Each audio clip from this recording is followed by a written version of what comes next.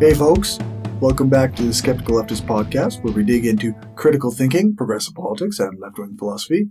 I've got a great conversation lined up today about gender, trauma, and how our identities are shaped in ways we might not even realize.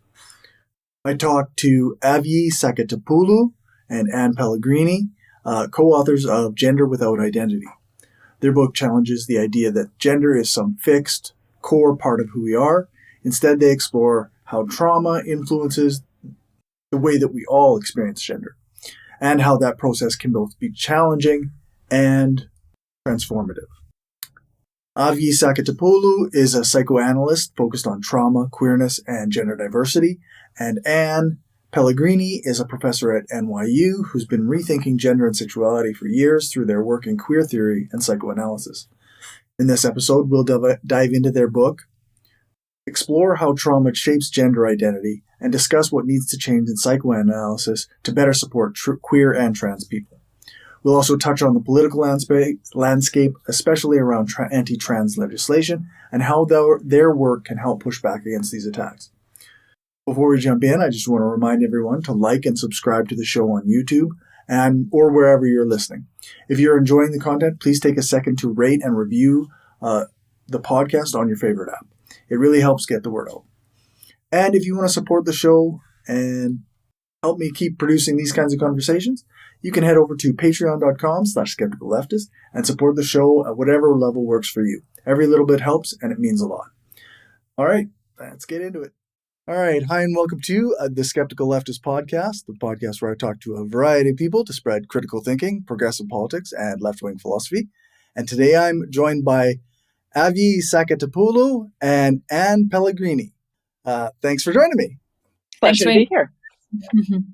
So I guess the reason that we're talking today is because you recently wrote a book together about Gender Without Identity.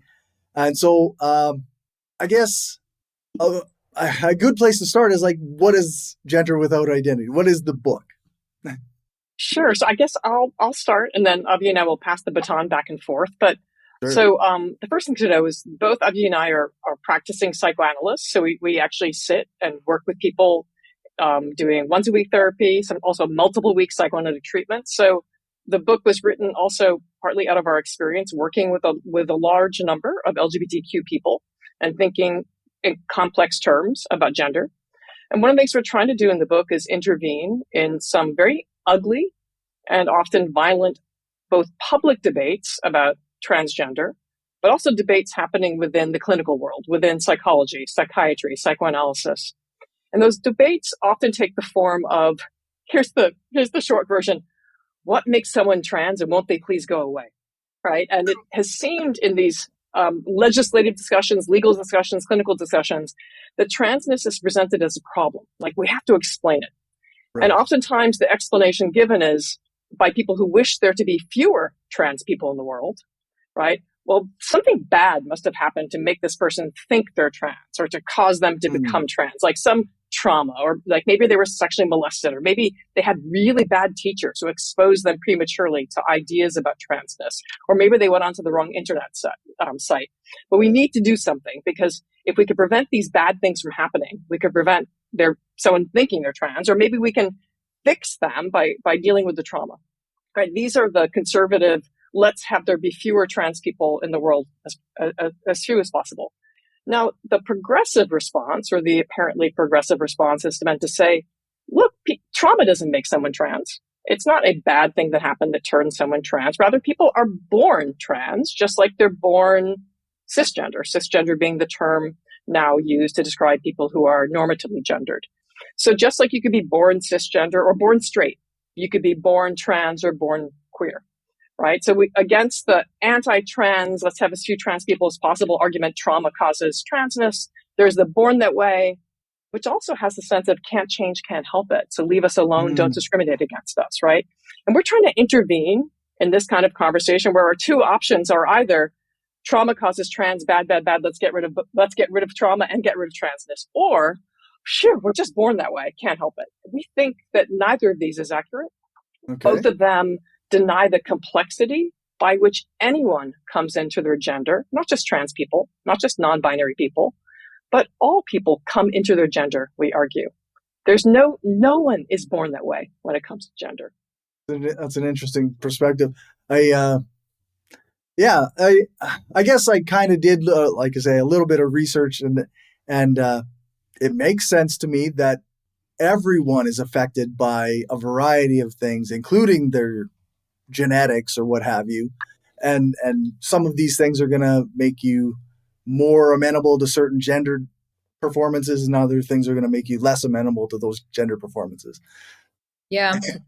I mean, it's absolutely true. And we have become so attached to the notion of a core gender identity, which is the term that most people use to describe their sense of what their gender is and how it might be different from the sex through which they were assigned at birth into a gender. So from that perspective, that phrase, gender identity, tries to create some space for people who are not identified with how they were assigned at birth. But we have become so convinced in progressive circles that there's something that is true about our gender. And therefore, you just have to figure out what your true gender is and then support that. But that, of course, does not allow much room to people who decide that their gender constantly evolves, or whose gender kind of like takes different forms, or people whose gender was experienced one way earlier in life and have now come to a different place. And then the other thing is that both culturally and for those of us who are clinicians, it sets up the expectation that there is a way to ascertain somebody's gender, that there is a protocol or some kind of like measurements or some magic way that we have of knowing what somebody's true gender is. And so people will send kind of like, we are now expected to write letters and give kind of like support in the form of like reassuring surgeons or reassuring parents that their child is truly trans or not, they're not truly trans, as if there's any way to do that. I mean, gender identity is a fictional concept. Like, it was literally made up. It's not measurable. There's no such thing as gender identity except for how each person experiences it. There's no way to get your gender wrong, and there's no way to get your gender right. Your gender is just what it is, even though, of course, what I mean by saying that is not that, I mean, people feel like when they dress a certain way or when they present themselves a certain way, they get their gender right. And of course, that's absolutely kind of like to be respected and to be dignified. I don't mean that. I mean that nobody can tell you what your gender is.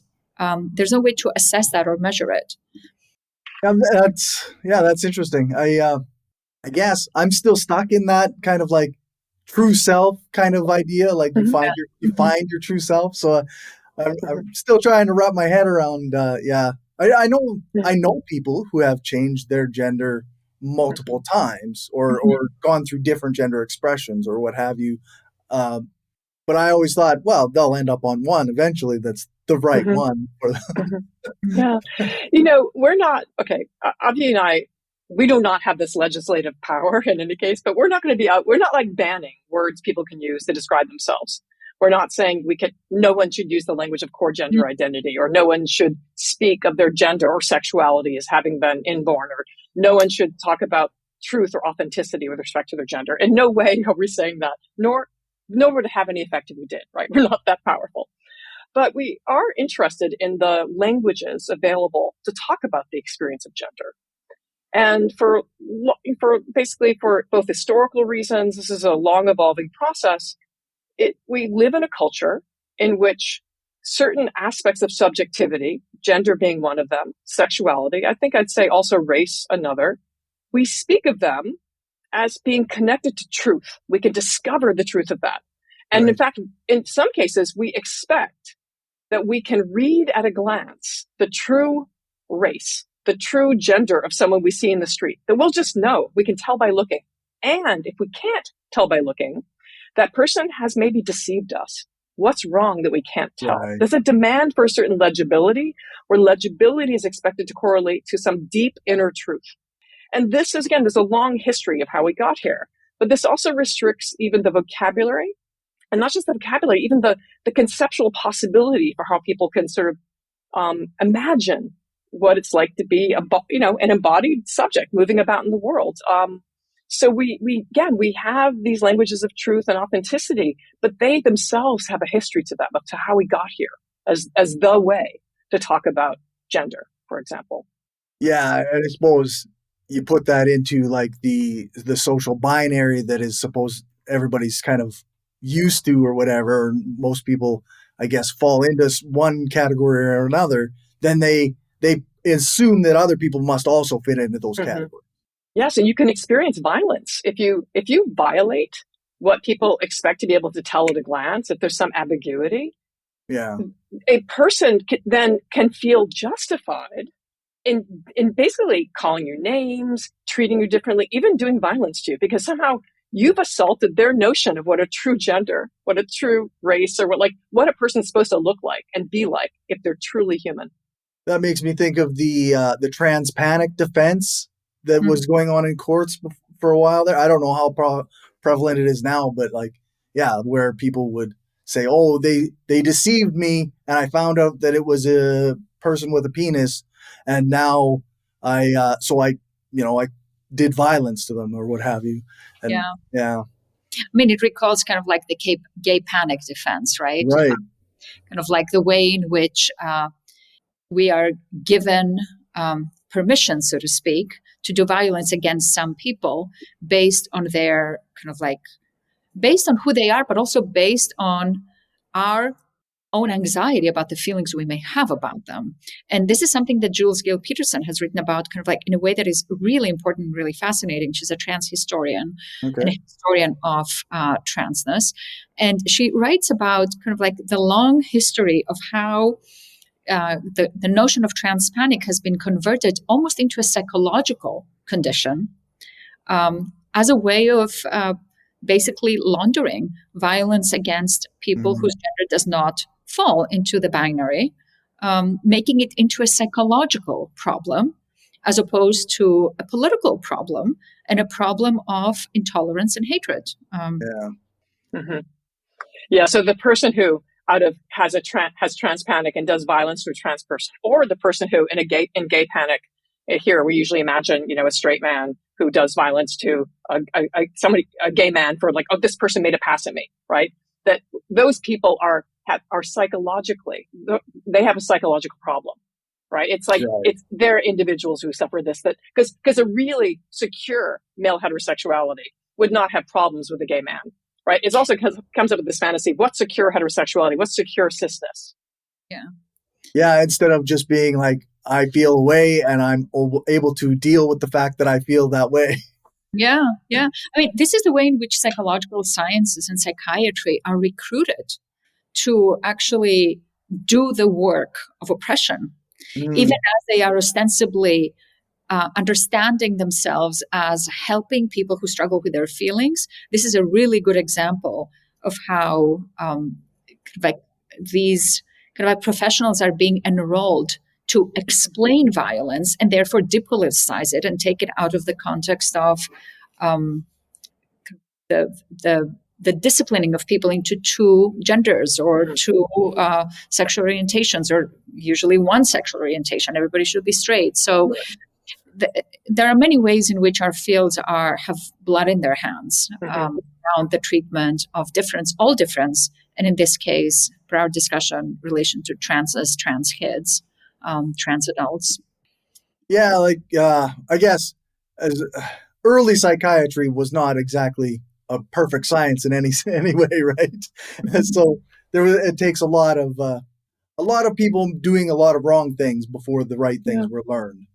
And unfortunately, both psychiatry and psychoanalysis, I mean, Avgi and I are both psychoanalysts, but in an ongoing way, there are many very prominent psychiatrists and psychoanalysts who are actively producing scientific papers, who are actively contributing to anti-trans legislation and healthcare policies in the United States and Britain and Australia.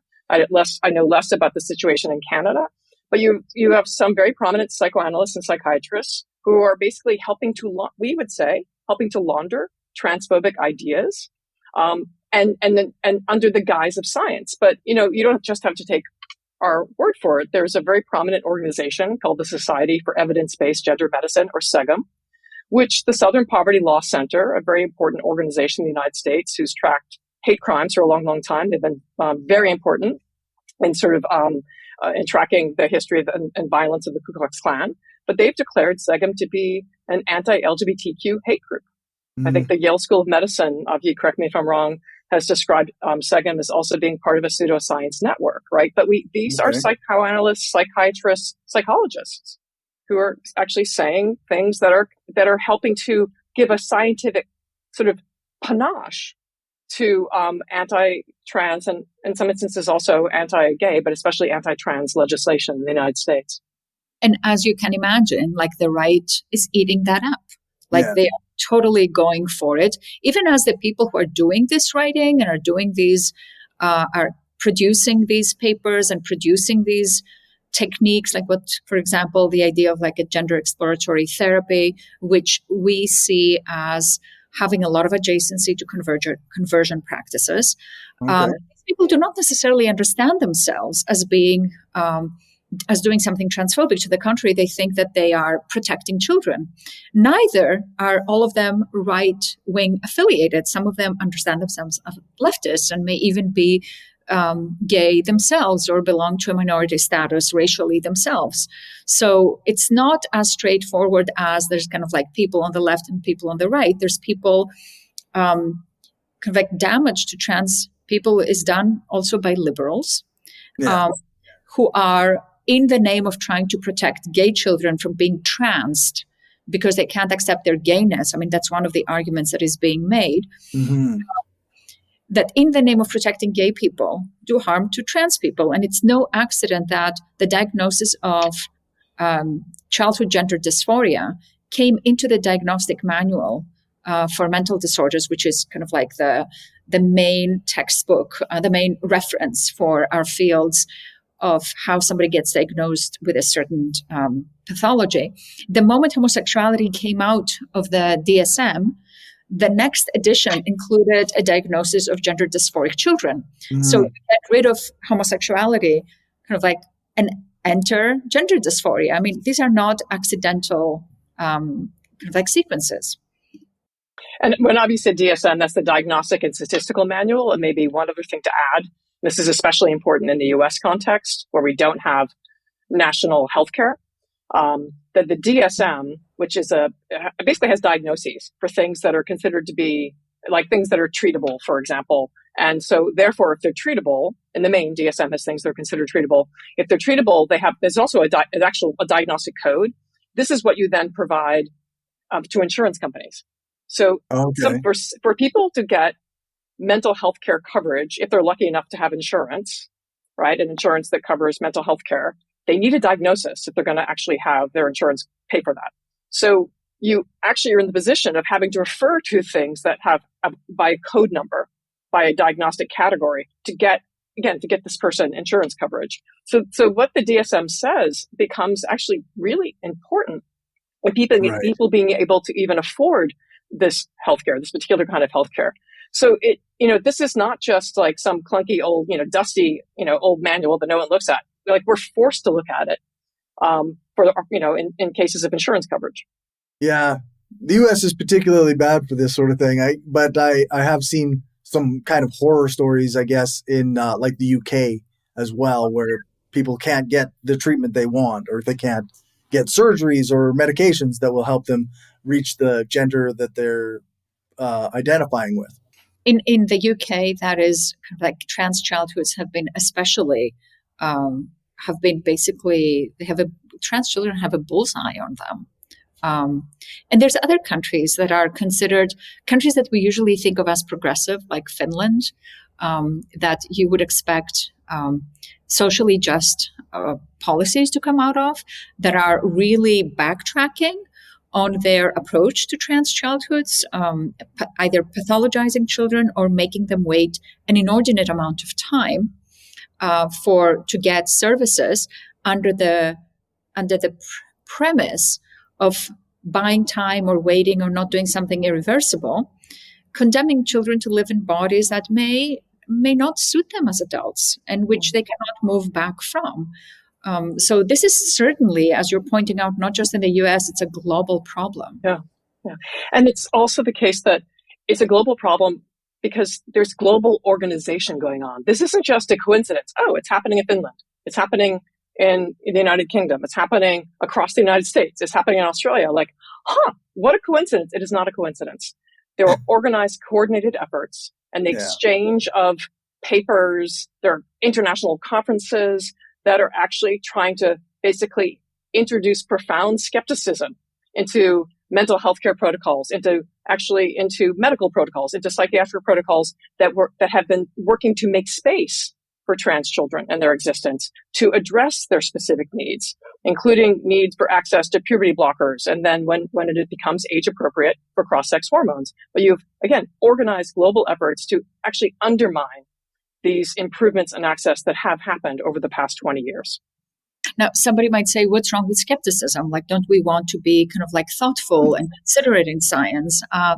But here's a really kind of like very concrete example of what we mean, like the kinds of kind of like networks that Anne was talking about. Like some of these conferences are happening in secret, meaning that they're not publicly announced.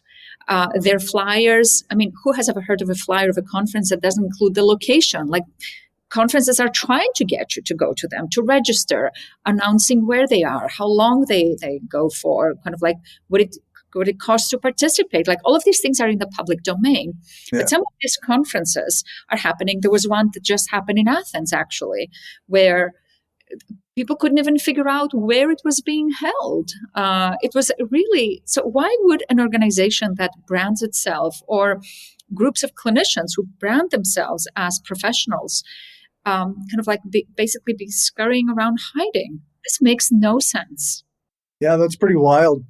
I guess while you guys were talking, I was thinking of a conversation I had with a guy from Nigeria not long ago, and he was asking me like about the U.S. election and whatnot, and we kind of got on to like the idea of like trans women in prison, right? Mm. And I said, well, he asked me, well, what happens if you put trans women in a woman's prison? I said, well, really nothing.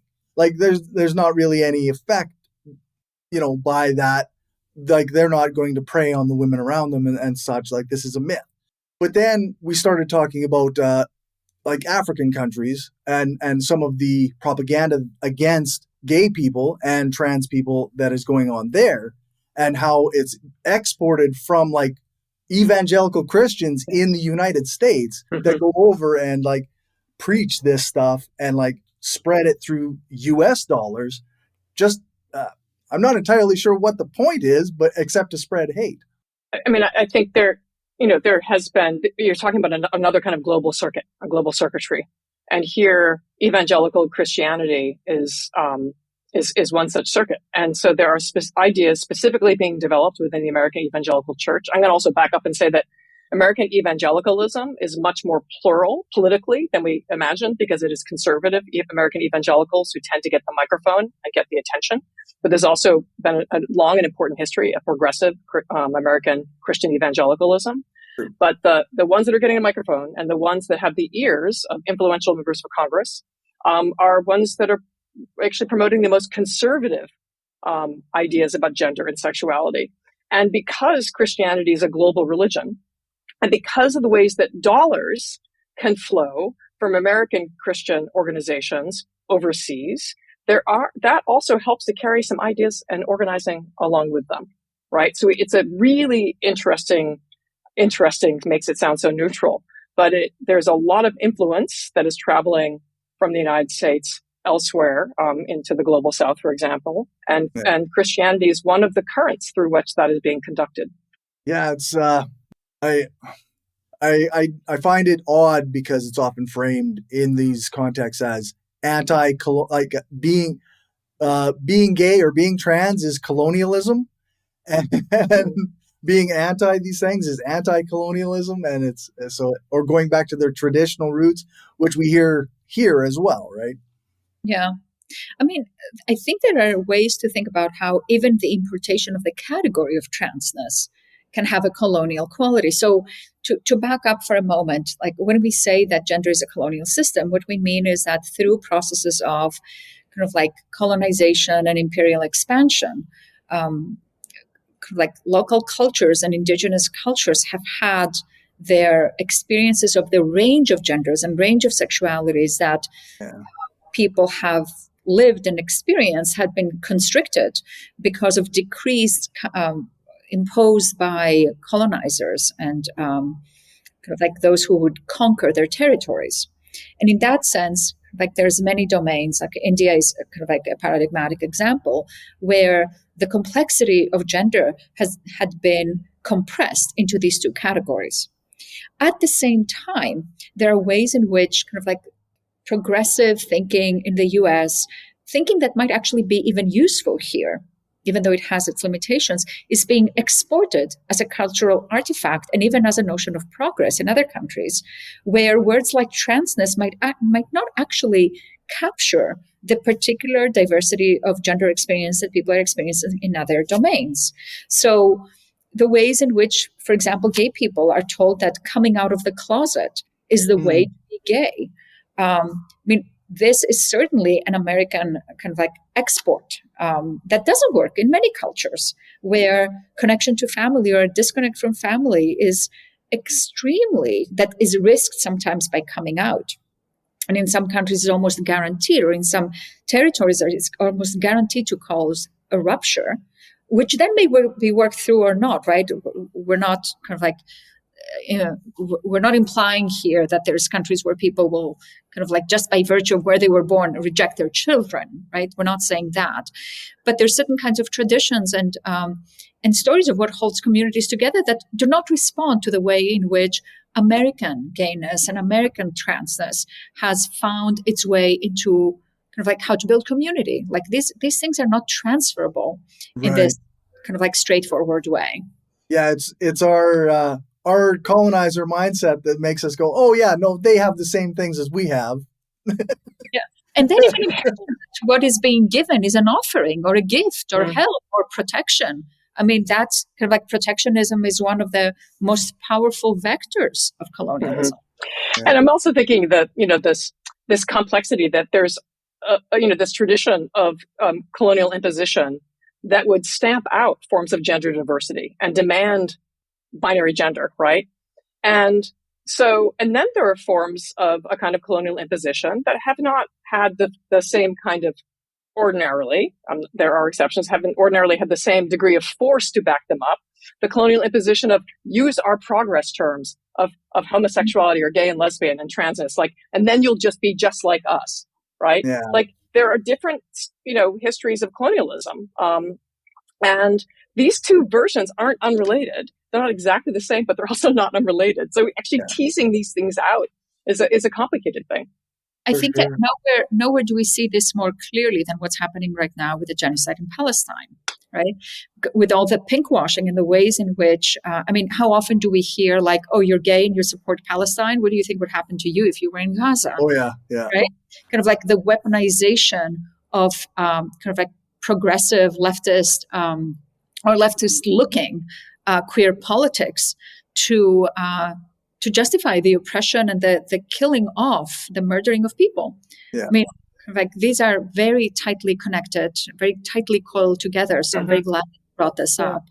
Or even maybe another example. This is now. I mean, I'm going to say it's a dated example because it's earlier in the U.S. war on terror, and what happened, the abuses, the torture that happened at Abu Ghraib, the Abu Ghraib prison, and one of the forms the torture took was the sexual humiliation of male prisoners.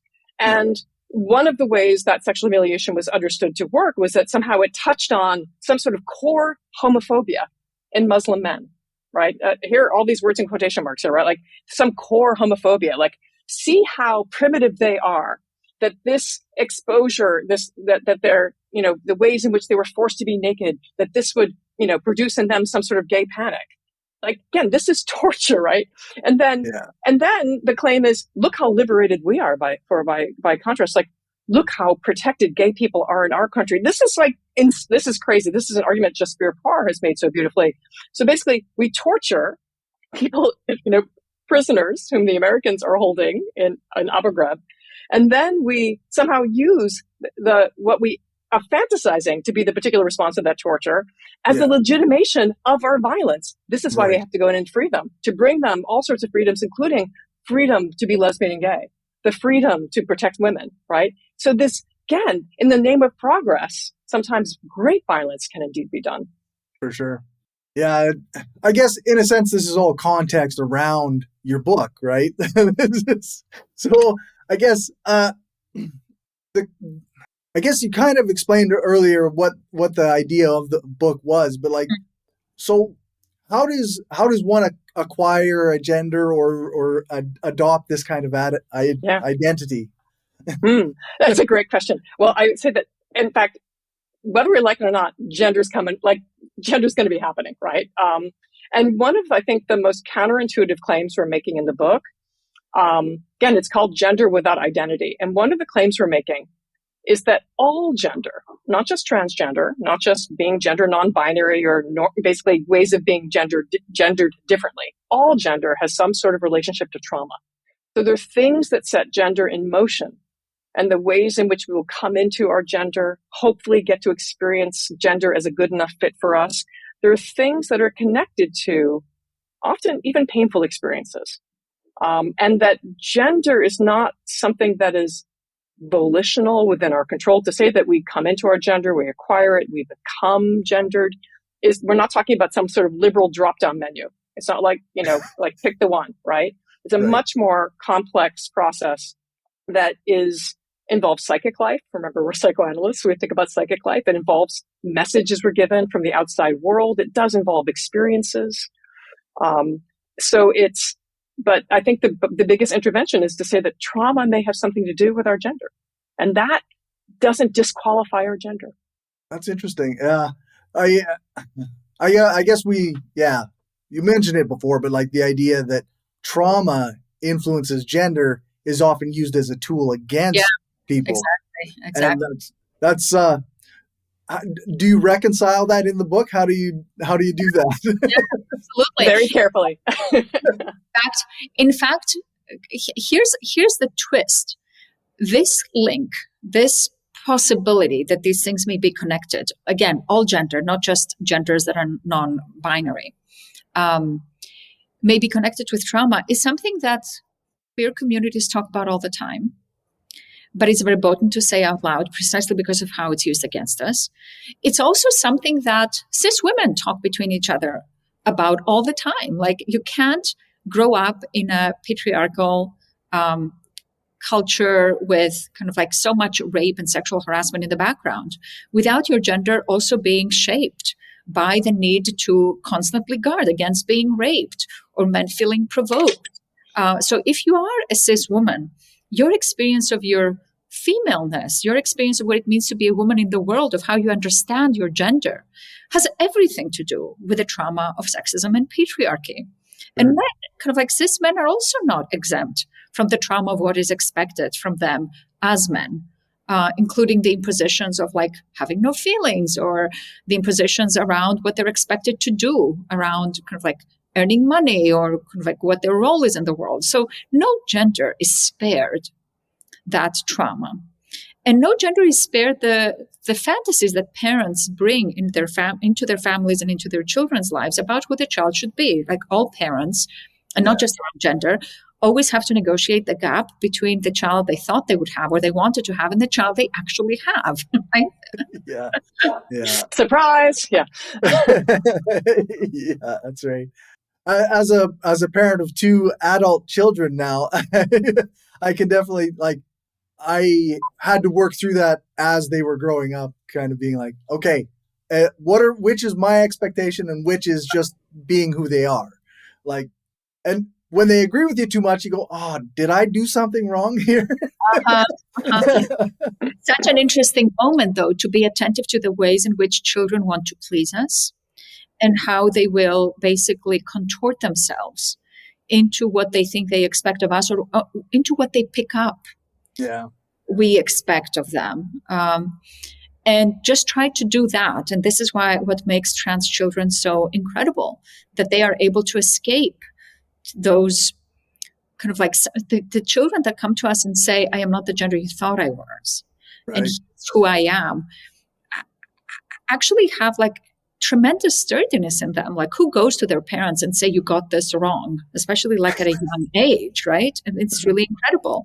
And from there on, like a really kind of like layered and important journey can start. Yeah, for sure. That's a pretty brave child, like, to be able to come and say, hey, yeah, you're wrong about this thing. That's pretty amazing stuff. And, I don't work with children or adolescents in my practice. I work with people ages 18 and up. Avgi's been working with trans children and their families for 20 years. And one of the things that I've learned from her and her very textured work with such children and families is that the child who can say this to their parents, those parents have done something right? Yeah. I know it's so easy for parents to panic in such a moment. But this is an amazing thing that you've raised a child who can say this to you, and the child trusts you enough to say this to you. Yeah, for sure. Yeah, no, that's I find it pretty amazing anyway. I have in my notes. Oh, go ahead. I was going to say, but but we're in a moment where these really profound things that are happening, in many families, and these trans children who are trying to speak for themselves and also get the kinds of care, both emotional care, but also access to sort of medical care that they need. These very intimate and important conversations are being actually sort of like stopped by the rush to legislation that bans access for any child to trans affirmative care. So there are many states in the U.S. where, it doesn't matter whether or not parents support their children or not, that child still cannot get access to care. I should also say for a moment that a child should get access to care even if the parents don't approve, right? We don't want parents being able to veto their children's gender. But there are children that are being denied access to care. And this is being done by legislators who are out of panic, out of hostility, out of their own insistence on a gender binary, are doing actual harm to actually existing children. And they claim they're doing it in the name of children. But meanwhile, again, they're harming actually existing children in the world. Yeah. We, in Saskatchewan, we recently had, I guess it's a year ago now, we had a big thing because in schools, it's now against the law for teachers to address children with the pronouns they prefer. So that became a big thing on the parental rights movement or what have you, which in my research, that came out of the anti-vax movement. It was the people who didn't want to, they don't want their kids to have vaccines against polio, I guess. And it's just one of these, I don't know, it feels like just a power play. They use this to target a group of people, but to keep themselves in a position of power. It's I think that that's absolutely true. And I would also like to point our attention to something else, the way in which this kind of rhetoric treats children as the property of parents, as if they belong to parents. And parents get to of course, parents make decisions about their children because children are developmentally unprepared for a range of different things. But this cutting off any mode of expression or any path of free access of a child to the freedom of their own being, and turning it into a propertized relation, the way you decide what you're going to do with your car, where you park it, who drives it, it really, while you're absolutely right that it is a control of a population, it also puts children it treats children as objects, as not being human beings until they reach age 18, at which point they have the right to make their own decisions. Even though even that now is being put under pressure, because now we're being told that even 18-year-olds are not, they may be legally mature, but their brains are not mature. So you begin to see legislative propositions, and even clinicians proposing that children maybe should not be given a chance to make these decisions until they're 22 or 25. So, trans activists have been saying for a very long time, this is not about children. Yeah. This is about transness. And we see now, it was never about the children. Yeah.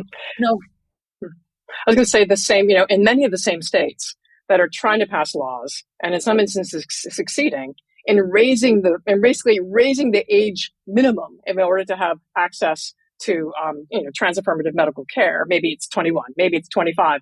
These are states that will actually treat a juvenile offender at age 16 as an adult, charge them with crimes with the possibility of their being sent to an adult prison for the rest of their lives, right? So when are children children? When are actually some adults still considered children? And when are some children just bumped up and promoted to the category of adulthood? And when children are promoted to the category of adulthood, it's in the service of punishment. And this happens disproportionately in the United States to brown and black children. Labor. Or labor, right? Yeah. But this is also deeply racialized. Which children are seen as worthy of protection? And in the United States, it's typically a white child, right? Yeah. And so the category of childhood, which is is not so neutral as the defenders of it would sometimes pretend. Yeah, I wrote an essay years and years ago about when children were no longer considered the actual property of their children in Canada or their parents in Canada. And it was like in the 70s, right? Like, oh, wow. Yeah, so like technically you're not allowed, you don't own your children anymore. Mm-hmm. So, but it hasn't been that long. Like my parents were technically the property of my grandparents. Mm-hmm. I mean, this has like really interesting implications to think about in terms of where that comes from and what it has to do with kind of like labor and race, and kind of like who gets to be a child, right? And what's the category of the protected child. Anne was talking about like the innocence that is afforded to white children, also the innocence that's afforded to straight children. Meaning, like you see your son holding a girl's hand, you're like, oh, look at him, he's such a heartbreaker already. You say this about a gay child, people are going to be on you. You say this about a trans child. So it's white children, it's gender conforming children, it is children who have kind of like whose presence, say, in the United States is legal, kind of like so non-immigrant, able-bodied. I mean, the list can go on and on. It's basically the national figure of the child.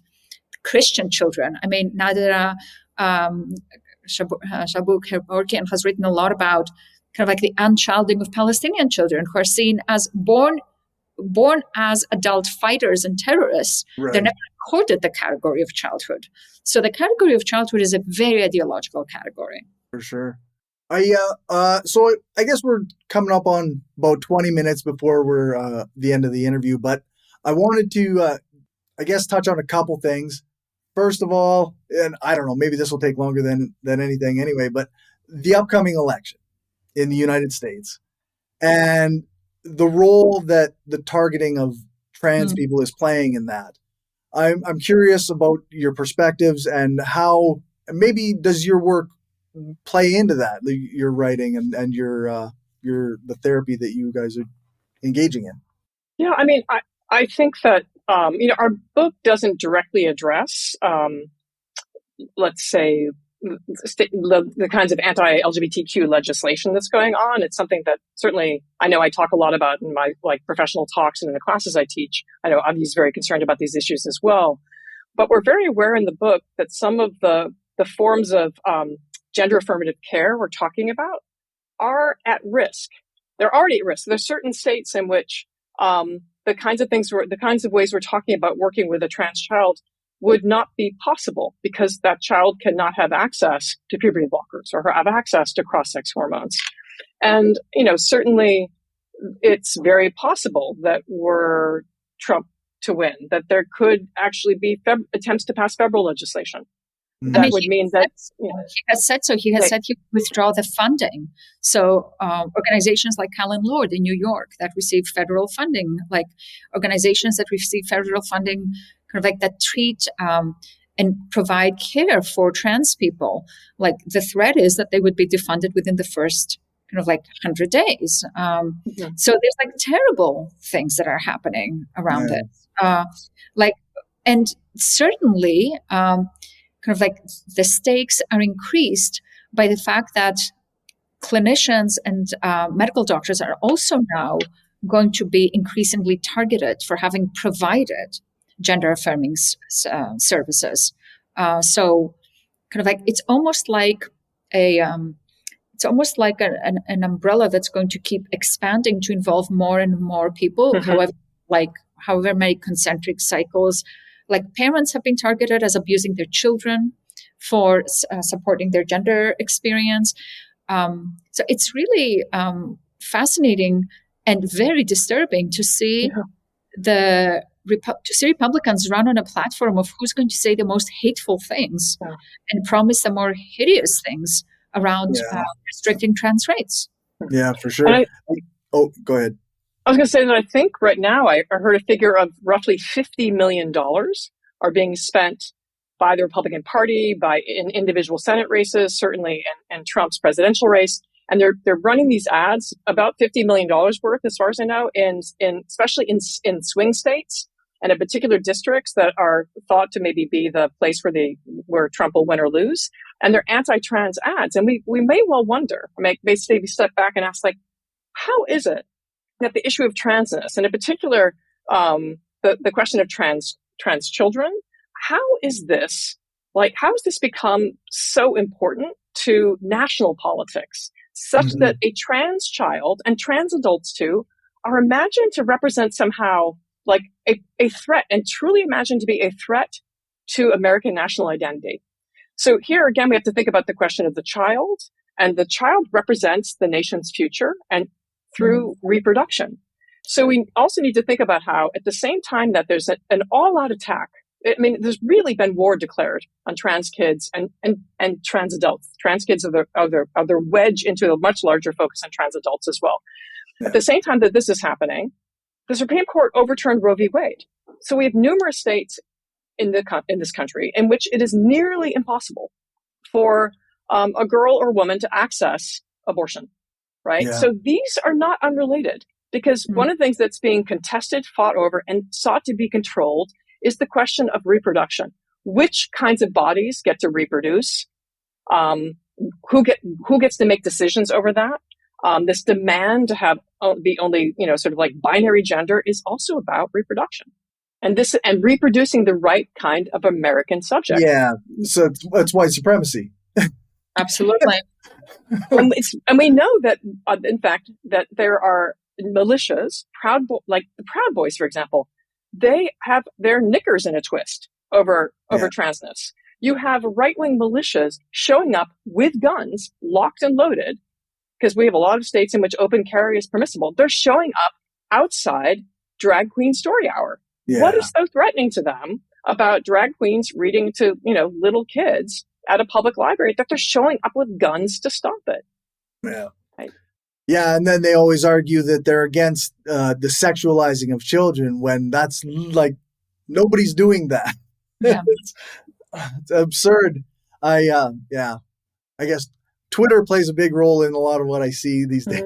It's pretty nasty. And there was somebody on there, and he makes some nonsense argument against trans people, and then somebody points out that he's wrong, and he goes, well, I guess I'm against the sexualizing of children. It's like, well, nobody said that. Like, nobody's talking about that except you, right? Yeah.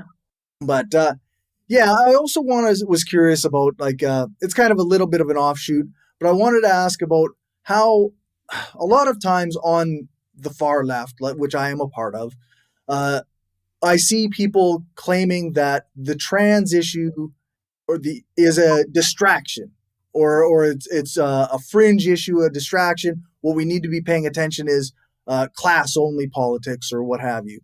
And like, I'm curious how you would respond to something like that. I would say that there's actually, these issues are not as different as they sound. Like, think about which trans people are kind of like at the center of these debates right now. Like, nobody's worried about Caitlyn Jenner. Right. I mean, maybe like a couple of people are misgendering her because they are transphobic. I mean, I was going to use another word, but I'm not going to use it. But this is not who is precarious right now. The people who are more precarious are Black trans women who are sex workers. Yeah. So to actually divide these two issues as if they are two separate issues, and we're getting carried away into thinking about transness, is to miss the ways in which these are entirely intertwined. And Even the notion that we need to pay attention to class, as if there's no intersections between class and race and gender and generally minoritarian status, is, I would say, you were saying you were describing this as a leftist circle. I would say that's not left enough. Right. I mean, this also maybe connects to maybe, I'll just say, the issues of trans respectability. Which kinds of trans subjects are seen as worthy of the dignity of social recognition? And those, these are issues that are certainly being debated amongst, members of the trans community themselves, like, the questions of which forms of transness deserve visibility and deserve attention. And we know which versions of transness will be in the cover of Time magazine, right? So these also involve issues of class. And again, this is something we could also talk about with respect to, sort of queerness, that which kinds of gay subjects are given, the dignity and protection. The ones that are seen, they're more respectable. They do their sexuality in the right way. They get married. They're monogamous. They have children, right? So which people are seen as having sort of like deserving access to the center, access to the good stuff, limited provisionally, because at any point the dominant center can say, you violated the rules, we're taking it away. Yeah. But these always touch on issues of class and economic access and access to education, access to decent housing. Yeah, for sure. And I suppose it's probably going to feel like I'm jumping all over the place now, but I remembered earlier we were talking about the experts, or quote unquote experts, who were being used by the anti-trans movement. And it made me think of like Matt Walsh's little documentary, What is a Woman or whatever, and how I think he had people on that who were supposedly experts. And like, I was thinking of that, and I think I've seen examples of experts, quote unquote experts, or maybe they are experts, but they're just in the wrong avenue of this, used by right wingers. Yeah. Yeah, I think this is a really interesting point, because Hilary Cass, who who was commissioned to write the Cass Review, on which a lot of the decision making in the UK around the care of trans children was made, is actually not an expert on trans children. And some of the conversationalists that I have been put in dialogue with in my field are people who have never seen trans children in psychoanalysis or psychoanalytic therapy, but have just seen them like in this context or another, which is actually not the context of the conversation. So I think that it's important. The question that the matter that you raise about expertise is really important.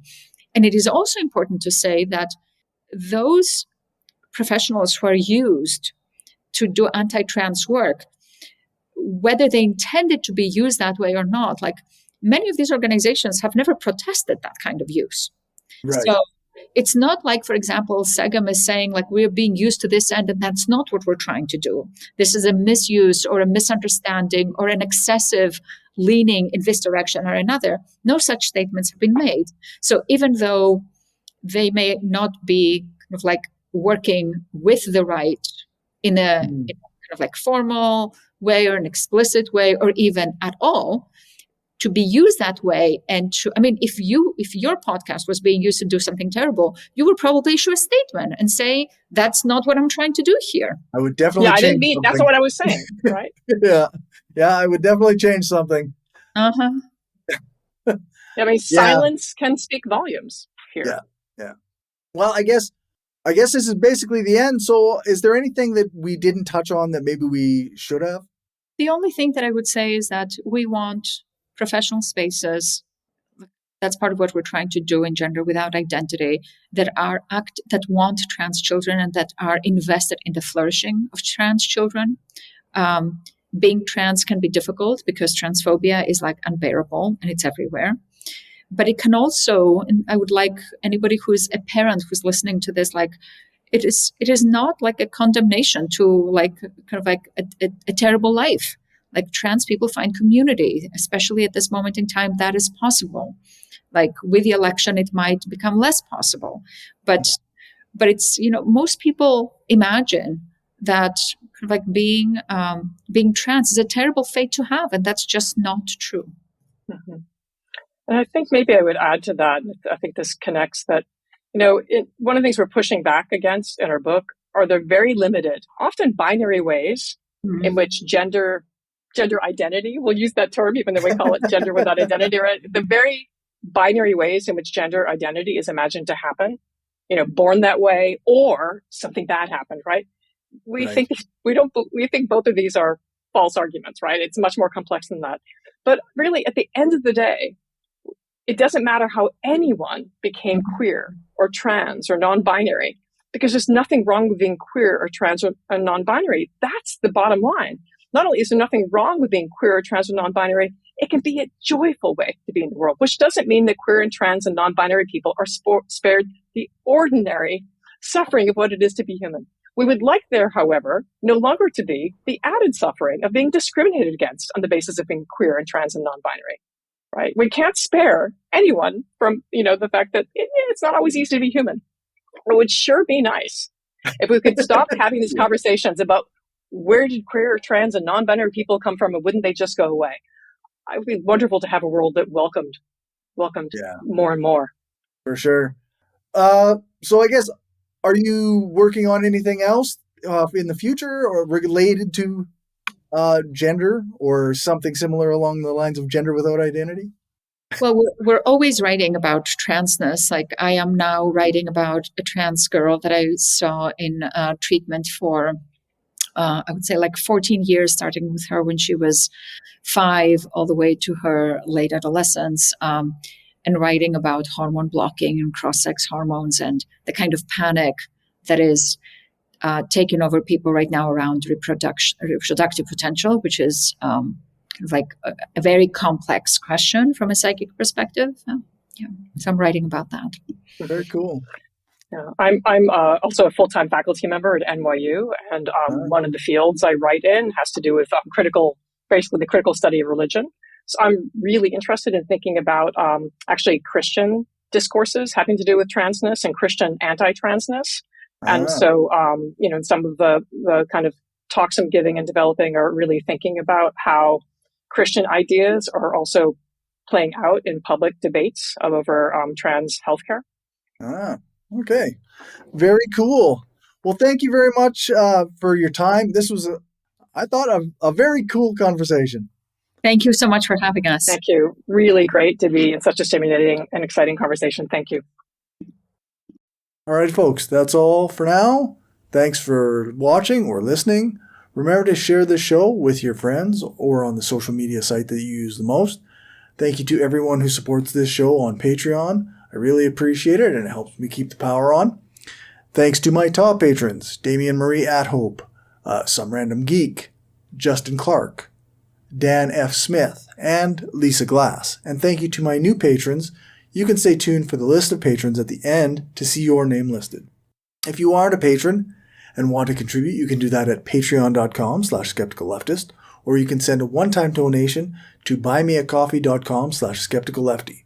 I also have a Substack where you can subscribe for free or you can donate per month. And lastly, you can get a paid subscription on Spotify that will give you the same access to bonus content and extra long episodes. If you can't contribute financially, then a like on YouTube or a 5-star rating and a review on Apple Podcasts or one of the podcast review sites like Podchaser would be great. If you want to find more from me, then make sure to check out the show notes for links to all my stuff, or check out my Linktree.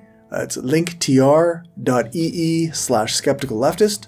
That's where you can find all of my social media spaces and communities. You can also email me at mindofaskepticalleftist@gmail.com. Thanks so much for listening or watching. Make sure to leave a comment on the video, join your local org, print off some posters or pamphlets, and spread the propaganda.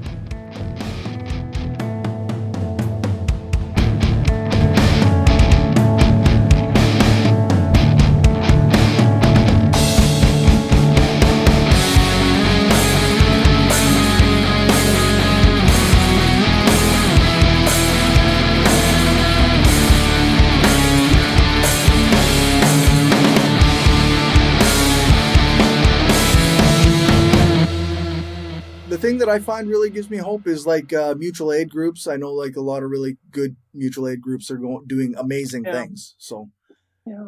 We can't rely on the government or the state or the capital, so we have to do our own thing to do things. And it also, does create some hope, because it's, even though in the scale of the catastrophes, climate change, Sudan, Ukraine, Gaza, right? You can do little things in your local area or contribute to mutual aid elsewhere that can have these immediate effects in people's lives. Yeah. You see the result, you can feel the result.